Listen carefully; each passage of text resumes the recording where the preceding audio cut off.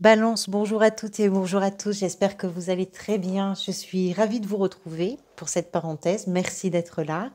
La parenthèse, pour les personnes qui ne connaissent pas, c'est un tirage plus court que les lectures mensuelles qui peut permettre de mettre en évidence une situation, une réflexion, une émotion, une relation peut-être, qui peut vous donner aussi des clés de réflexion ou des pistes au moins de réflexion. C'est quelque chose qui forcément aura du sens pour vous dès les premières secondes ou n'en aura pas dès les premières secondes puisqu'il y a un thème général qui va apparaître de suite. J'utilise deux jeux, un tarot classique et l'oracle Dis-moi que tu m'aimes. On va commencer par la carte de l'oracle. Elle porte le numéro 32. Les trois mots qui sont associés à cette carte sont enchantement, sérénade et minauderie. Alors c'est un peu troublant pour moi parce que d'un côté vous avez une carte qui nous parle de tous les émois que l'on peut éprouver dans les premiers signes manifestes d'une relation qui commence peut-être à s'ébaucher. Et ici, on a un cœur qui est transpercé de trois épées. Donc c'est un peu troublant. Cette carte, elle nous parle de ce rapport de séduction. Alors, on va essayer d'élargir au maximum parce que ça ne va pas forcément concerner tout le monde.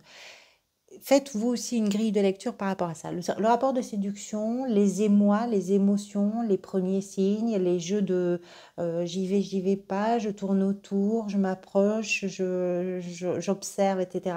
On peut le retrouver absolument dans tous les domaines. Ça peut être par rapport à une personne, évidemment, mais ça peut être également par rapport à un projet, par rapport à un groupe de personnes.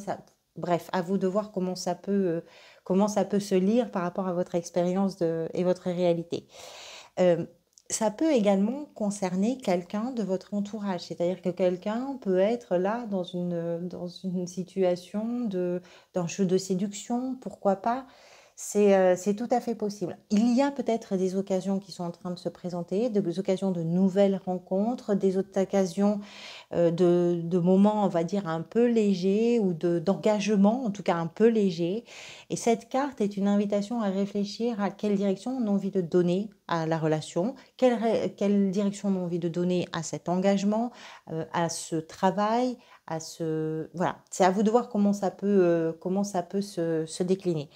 Effectivement, il est question de tout ce qui peut être un peu superficiel et qui peut se jouer avant une concrétisation. Mais si on est dans les choses assez superficielles, ça laisse quand même présager que la concrétisation de quelque chose pourrait ne pas forcément avoir, on va dire, l'issue qu'on espère ou en tout cas une pérennité peut-être idéalisée. Au cœur du tirage, une 3 d'épée. Donc là, on est vraiment, l'image est puissante, hein.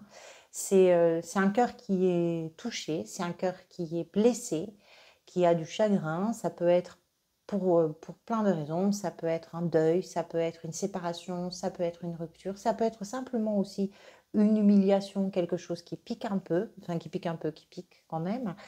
Euh, Au cœur du tirage, il est question de ça. Alors, est-ce que ça vous concerne? Est-ce que ça concerne quelqu'un qui est important ou importante pour vous?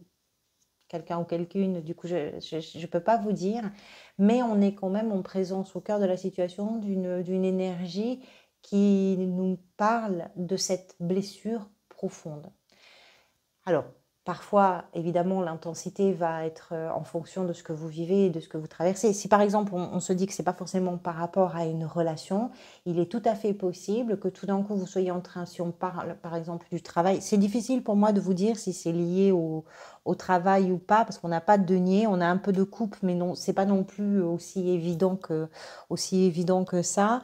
Donc c'est vraiment quelque chose qui peut être général. Ça peut être aussi là, vous avez le cœur un peu lourd en ce moment et finalement, ben, ce qui se présente peut sembler vous faire un peu de l'œil et vous vous dites, bon, allez, pourquoi pas, et c'est pas forcément la bonne solution. Euh, Peu importe le domaine, vous comprenez l'idée. Vous, votre état d'esprit, pourtant, il est bien tourné vers l'avenir. On est en présence d'un valet de bâton. Les valets nous parlent toujours du commencement de quelque chose, du début de quelque chose. On est sur du nouveau ou du renouveau. Ce valet est vraiment tourné vers l'avenir. Il a envie de croquer, il a envie de profiter, il a envie de voir plus loin, il a envie d'explorer. C'est quelqu'un qui a envie de vraiment de se lancer dans des choses qu'il ne connaît pas ou qu'elle ne connaît pas encore. Ça peut parler de territoires vraiment inconnus au sens propre comme au sens figuré, c'est-à-dire qu'on peut aussi avoir une notion de mouvement géographique, c'est possible, ou de lien avec un territoire qui est plus lointain que celui dans lequel on a l'habitude d'œuvrer. Ce valet nous parle que votre état d'esprit est vraiment tourné vers ça, vers j'ai envie de voir l'avenir différemment, j'ai envie d'explorer des possibilités, j'ai envie de quelque chose que je ne connais pas, quelque chose, voilà, vous, votre état d'esprit, il est dans cette direction-là, qui est une direction qui peut être assez passionnante en plus, parce que les bâtons sont associés à l'enthousiasme, à la passion, à tout ce qui peut vraiment nous apporter un peu de sel, un peu de piment, un peu de sucre aussi, enfin tout ça. Et c'est pétillant, hein, c'est assez plaisant, c'est agréable à vivre, on est sur une énergie vitale, c'est du feu, c'est voilà, ça nous emporte un peu. Et ce valet, effectivement, a l'esprit, le regard tourné vers le lointain. Donc, si je reprends juste ces trois cartes-là, c'est un peu troublant. C'est-à-dire qu'on a à la fois quelqu'un qui présente quand même un chagrin ou un cœur qui est touché, euh, une intensité plus ou moins en fonction de la situation pour vous, avec l'idée que on peut se laisser séduire peut-être par des choses qui sont pas forcément, qui vont pas forcément aboutir à des choses très intéressantes, tout en gardant vraiment l'esprit tourné vers l'avenir et l'extérieur. Le défi pour vous est représenté par une 4 de coupe. Alors, la 4 de coupe est une carte associée à des notions de frustration. Vous l'avez en défi, elle nous parle de ce que vous allez être capable de dépasser. Si on part du principe que quelque chose vous a blessé ou que quelque chose laisse un peu votre cœur sur le côté, forcément, c'est plus compliqué pour voir les belles choses qu'il y a autour. C'est plus compliqué pour regarder les opportunités que la vie peut mettre sur votre route, les opportunités qui peuvent se présenter, mais je parle de vraies opportunités, je ne parle pas forcément des choses un peu faciles ou un peu légères qui peuvent arriver. Et donc, il faut regarder vraiment ce qui peut se passer. C'est votre défi, d'ouvrir grand les yeux, d'essayer peut-être de voir les choses simplement en détournant le focus que vous êtes en train de faire sur ce que vous connaissez par cœur, sur ce que vous avez l'habitude de faire, l'habitude de dire, l'habitude de vivre, voilà, l'habitude. D'autant plus, c'est un défi, mais vous avez quand même l'esprit qui est tourné vers l'extérieur et vers la découverte. Donc c'est un peu étonnant. La 4 de coupe nous parle de ça. On connaît bien. Après, il y a aussi l'idée que on peut vous dire le défi, c'est peut-être d'essayer d'être un peu imprudent ou imprudente, d'arrêter de rester dans une sorte de cadre bien défini, bien déterminé. Oser l'imprudence, c'est peut-être ça le défi pour vous. Ce qui peut venir vous aider, c'est représenté par une reine de coupe. Alors, la reine de coupe, ça peut être effectivement une personne dans votre entourage qui pourrait être une personne d'un signe d'eau. Les signes d'eau, ce sont les cancers, les poissons et les scorpions. Cette personne pourrait avoir sur vous un effet particulièrement bénéfique parce qu'elle vous soutient, parce qu'elle vous guide, homme ou femme, peu importe, parce que c'est quelqu'un qui est capable d'accueillir vos émotions, qui est capable de vous aider à les assumer, qui va pouvoir vous donner des clés de compréhension et qui a suffisamment de maturité en tout cas pour vous permettre de cheminer au travers du brouillard dans lequel vous passez peut-être.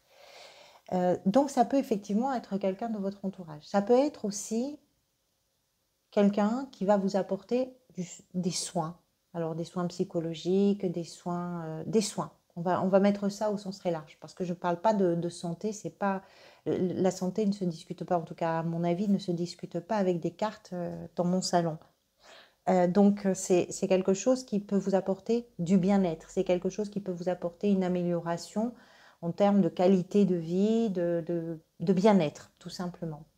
Ça peut être également vous qui endossez cette énergie et qui décidez justement de faire en sorte que pas de faire en sorte, vous décidez de mettre en place les choses qui vont vous permettre justement de vous faire du bien, parce que même si vous êtes touché, même si vous savez pas vraiment, voilà, et que vous n'osez peut-être pas certaines choses, vous avez suffisamment de maturité pour vous permettre effectivement de gérer la situation et de pouvoir la gérer en essayant de vous apporter quand même un peu de douceur et un peu de réconfort.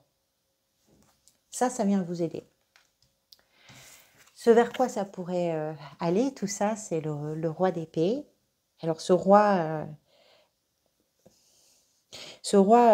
en impose parce il est très stratégique, c'est un expert, c'est quelqu'un qui parle pas, enfin, qui parle vraiment très très bien, c'est quelqu'un qui a un regard vraiment juste, très affûté sur les situations et qui est capable, parce que son regard est juste, d'établir une stratégie vraiment très adaptée pour prendre des décisions, pour aller vers... voilà.